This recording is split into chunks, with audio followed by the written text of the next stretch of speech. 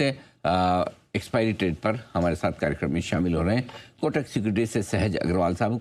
सहज अग्रवाल जी, good afternoon, बहुत बहुत स्वागत है आपका। सबसे पहले तो बताएं कि किस तरह की डेटा की पोजीशनिंग है कल की निफ्टी की वीकली एक्सपायरी को लेकर। जी गुड आफ्टरनून अनिल जी, दर्शकों को भी नमस्कार। काफी अच्छा सेटअप है। वीकली और मंथली दोनों ही जो जून सीरीज का बायस है वो अंडरटोन हमारा पॉजिटिव चल रहा है। आज के स्पेसिफिक यदि मैं डेटा की बात करता हूं तो हमें एटीएम पुट राइटिंग दिख रही है और ओटीएम कॉल राइटिंग दिख रही है। इसका मतलब मैं थोड़ा सिंप्लीफाई करना चाहूंगा, यानी नजदीक के पुट ऑप्शंस जो हैं आपके, जैसे अभी निफ्टी आपकी 24,100 चल रही है, तो 24,100, 24,000, 23,900, इनमें पुट राइटिंग की एक्टिविटी ज्यादा दिख रही है ओपन इंटरेस्ट और प्राइस एक्शन को देख के।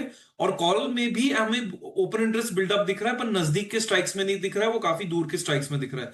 तो ये overall in line with the weekly and monthly setup है, जिसका ओवरऑल बायस पॉजिटिव चल रहा है। साथ ही साथ में यदि देखेंगे तो पिछले 3-4 दिन से एफआई ने भी सेलिंग प्रेशर बंद करके बाइंग एक्टिविटी चालू करी है। एक बहुत इंपॉर्टेंट चीज है इंडिया विक्स, जो काफी नीचे आ गई है, और ये ऑप्शन बायर्स के लिए काफी अट्रैक्टिव सिचुएशन है। जब इंडिया विक्स सस्ती होती है तो आपको ऑप्शंस बाय करने के लिए रिलेटिवली सस्ते भाव में मिलते हैं, क्योंकि मार्केट की अनसर्टेनिटी कम होती है। तो ओवरऑल मुझे लग रहा है एक पॉजिटिव बायस, इंडिया विक्स पॉजिटिव, सेटअप बहुत ही बेहतरीन और पॉजिटिव है। कंजर्वेटिवली मैं लॉन्ग ही जाना चाहूंगा कल की एक्सपायरी ट्रेड के लिए। दो, यदि 24,170 का जो एक रेजिस्टेंस लेवल है जिसको हम सुबह से नहीं क्रॉस कर पाए हैं और एक रेंज के अंदर चल रहे हैं, यदि वो निकल जाता है तो जरूर और एक्शन आ सकता है ऊपर की तरफ में।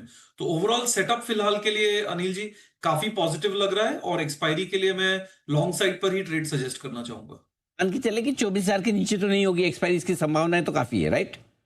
बहुत कम है, पर अनिल जी मार्केट है, हम उसकी हमेशा रिस्पेक्ट करते हैं। लेवल के हिसाब से 24,070 का स्टॉप लॉस आपको मेंटेन करके रखना है। यदि वो टूटता है तो आपका ये पॉजिटिव सेटअप थोड़ा सा डगमगा सकता है।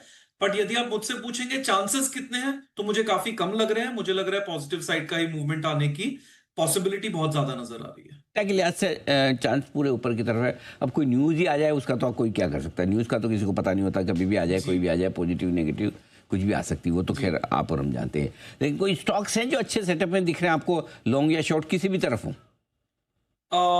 जी यहाँ पे अनिल जी, इनके इनफैक्ट मिड कैप में आपने थोड़ी देर पहले यही बताया कि इंडेक्स से ज्यादा स्टॉक्स पे ध्यान दीजिए।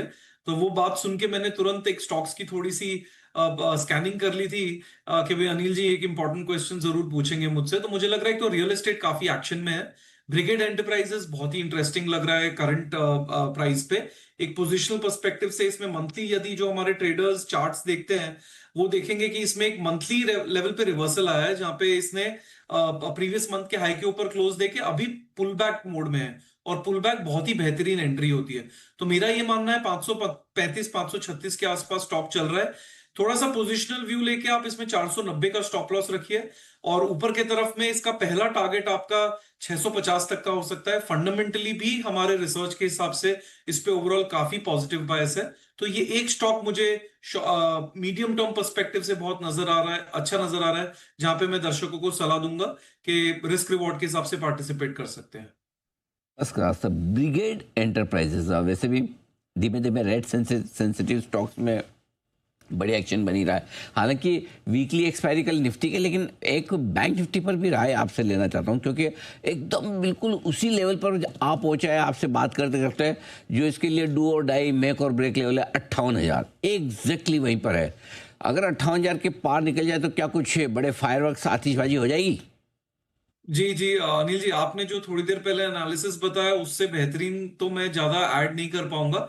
बट मैं जरूर रीइंस्टेट करूंगा ये फैक्ट कि वही 58,000 58,100 के आसपास का जो इसका रेजिस्टेंस है, और जो कॉल राइटिंग का जो ऑप्शंस का डेटा है वो भी आपने एकदम सटीक तरीके से हाईलाइट किया। वो यदि रेजिस्टेंस निकल जाता है तो आई थिंक इसमें फिर ऊपर की चाल चल सकते हैं। थोड़ा सा एग्रेसिव स्टैंस और मैं लूंगा कि आपने शायद थोड़ा सा कंजर्वेटिव होके बोला था, पर मुझे लग रहा है यदि 58,000 के ऊपर टिक गया तो ये फिर कुछ हफ्तों में शायद ऑल टाइम हाई भी टेस्ट कर सकता है। बैंकिंग के कई स्टॉक्स अच्छा खासा मंथली बेसिस पर रिवर्सल दे रहे हैं, तो स्ट्रेंथ वहां पे जरूर है।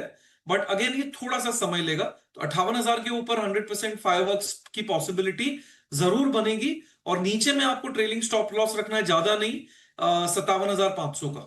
तो वो लेवल के हिसाब से फिर आप लॉन्ग साइड पे जरूर ट्रेड कर सकते हैं। कुल डेटा रीडिंग आपकी एकदम परफेक्ट है बैंक निफ्टी को लेकर, और विचार भी हमारे मिल रहे हैं यहाँ पर एक बड़े एक्शन में हो सकता है। बस आज 58,000 के ऊपर क्लोजिंग मिल जाए तो मज़ा आ जाए, जी। बड़ी तेजी के लिए तैयार हो सकता है। बहुत बहुत धन्यवाद सर, आपने समय दिया और विस्तार से पूरा एफएनओ की एक्सपायरी से पहले डेटा का एनालिसिस दिया और कुछ बेहतरीन स्टॉक्स भी बताया।